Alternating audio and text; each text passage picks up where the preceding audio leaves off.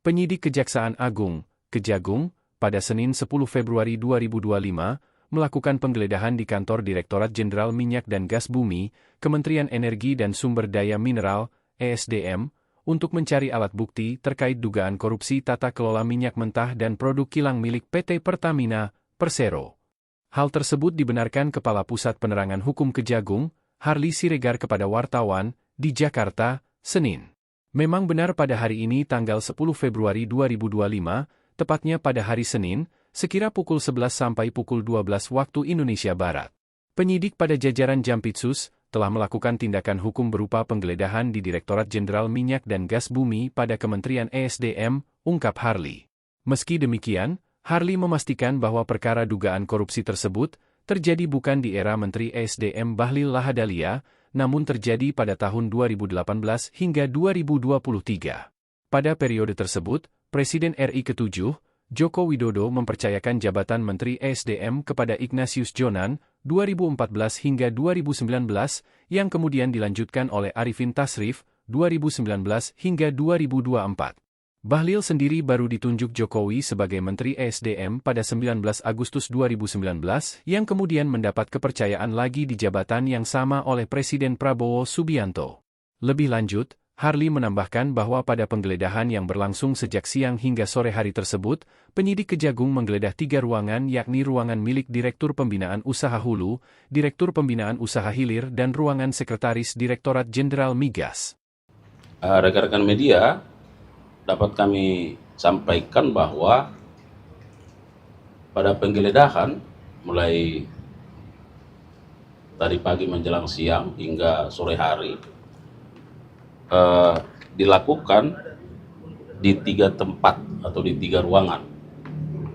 Yang pertama di ruangan Direktur Pembinaan Usaha Hulu, kemudian yang kedua di ruangan Direktur Pembinaan Usaha Hilir, dan di ruangan Sekretaris Direktorat Jenderal Migas.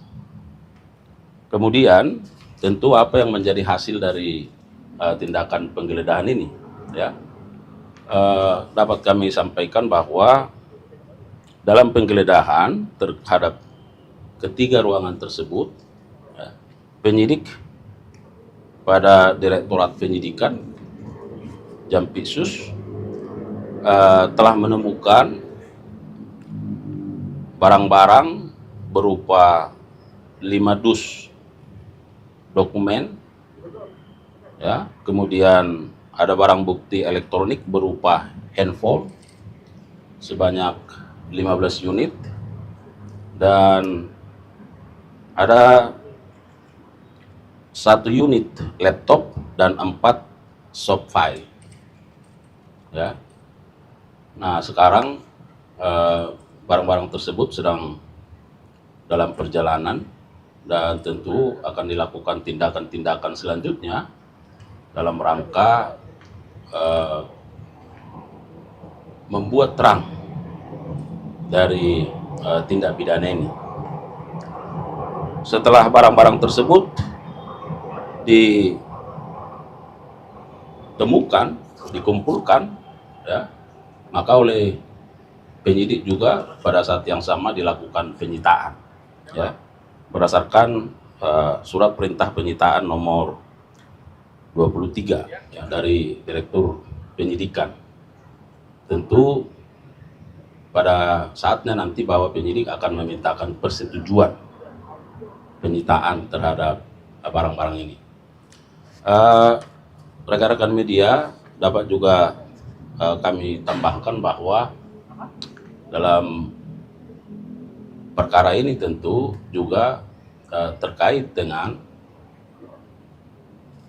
bagaimana responsifnya institusi kejaksaan menyikapi katakanlah terkait dengan tata niaga atau tata kelola gas, ya, seperti contohnya yang sekarang sedang dirasakan oleh masyarakat, adanya kelangkaan gas LPG, ya.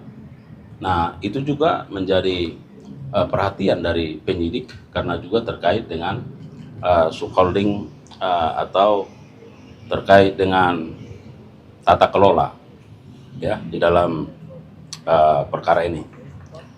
Oleh karenanya, kami juga tambahkan bahwa penyidik hingga saat ini sudah mengumpulkan setidaknya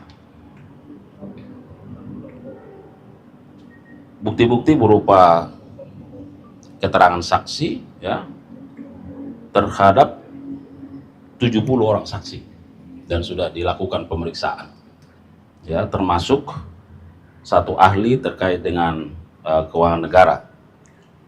Tetapi rekan-rekan media perlu juga kami tegaskan bahwa penyidikan ini masih merupakan penyidikan umum, ya, atau general investigation, yang tentunya diharapkan bahwa dengan proses penyidikan ini akan menjadi terang dari tindak pidana yang sedang disidik sesuai dengan aturan yang ada dan menemukan tersangkanya, ya. Jadi harus kita pahami bahwa ini masih proses penyidikan yang masih mengumpulkan berbagai bukti-bukti, ya, dan salah satunya tentu melalui upaya penggeledahan pada siang hingga sore hari ini yang dilakukan oleh penyidik. Tentu semua itu adalah dalam rangka bagaimana tindakan ini membuat terang tindak pidana ini dan menemukan tersangka atau pelakunya. Saya kira itu rekan-rekan media yang bisa kami sampaikan pada sore hari ini sesuai dengan pertanyaan yang disampaikan oleh media.